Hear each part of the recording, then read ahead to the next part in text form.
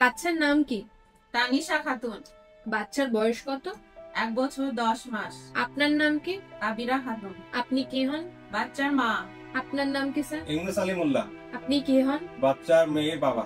আচ্ছা, আপনারা কোথা থেকে এসেছেন? বরিয়া। বাচ্চার এই রোগটা কিভাবে ধরা পড়েছে?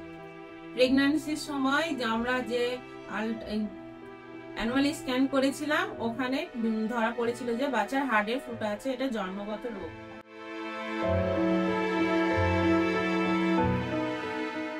তোর এই যে রোগটার জন্য কি লক্ষণ কি থাকতো?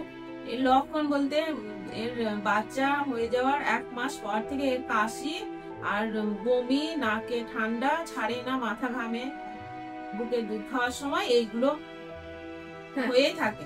হ্যাঁ, তো আপনারা এই রোগটা কবে থেকে? জন্ম থেকে? হ্যাঁ, জন্ম থেকে।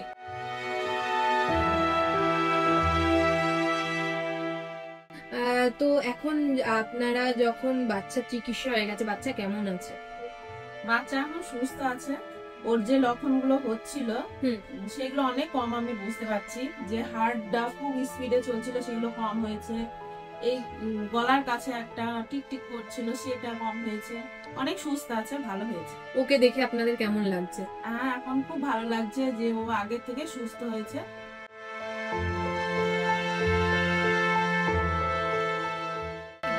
কোন ডাক্তার ওর অপারেশন করেছেন জানেন?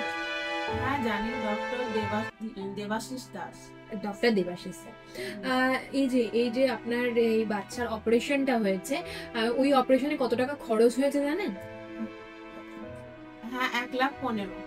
হ্যাঁ, আর আপনার এই খরচটা কোন অর্গানাইজেশন, কোন ফাউন্ডেশন দিয়ে আপনাকে সাহায্য করেছেন জানেন? হ্যাঁ, কৌশিকা ফাউন্ডেশন।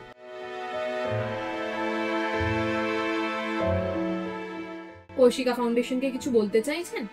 হ্যাঁ, ওনাদেরকে আমি থ্যাংক ইউ জানাচ্ছি যে আমার বাচ্চা আগে থেকে সুস্থ হয়েছে।